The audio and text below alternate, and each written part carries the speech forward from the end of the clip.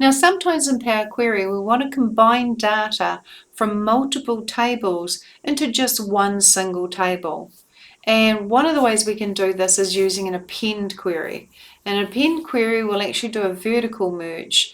If one table has 100 rows and another table has 50 and another table has 100, then when you finish the merge, you'll end up with one table with 250 rows.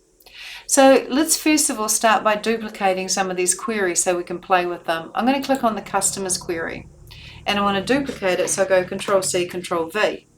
And I want to rename it, so I click on it, press F2, click on it, press F2, and name it customers data.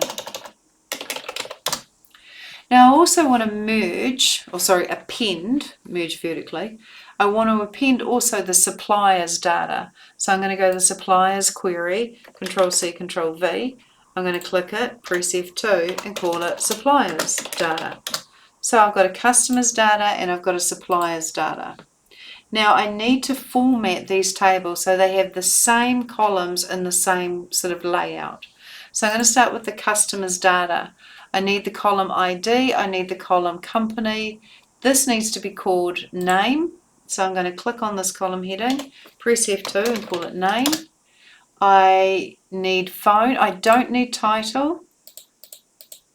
In fact, I don't need any of these columns from title to country, so I'm going to hit the delete key.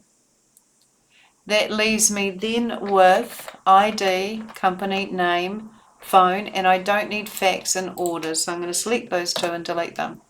So those are the four columns I want. Those are the names I want and the order that I want in each of these queries. So that's the customers data done. Let's look at suppliers data. Suppliers data, we're going to rename this column ID. We're going to rename this column company. This column, we're going to call it name. Don't need contact title all the way through to phone. So delete. And all the columns following phone can also be deleted. That leaves me with those four columns. All right, now there's a third query I want to work with. Let's go to the employees query. I want to duplicate that. Control C, Control V. And I want to call it employees data. Now, a query named employee data already exists. So I go close. You can't have two queries with the same name. So when I click up here, I've got employees data. Now, what I might do is I might delete that. So I'm going to hit the delete key. And then I'll call this one, F2, employees data. And what I want to do here is I need to make this look the same. So this one here, I'll click and press F2 and call it ID. We have full name here, but it's not the way I want it. So I need to sort out in my steps here at what point we lost Nancy Davilo. I don't want Davilo Nancy. So I'm going to click here, here, here, here, here, there. Now at this point I've got first name and last name. At this point I lose that. So I'm going to delete that step. Delete. So now I have got, if I scroll to the end, I've got a full name. Insert merged fields. That point there, it's okay, this point here, delete that. There, okay.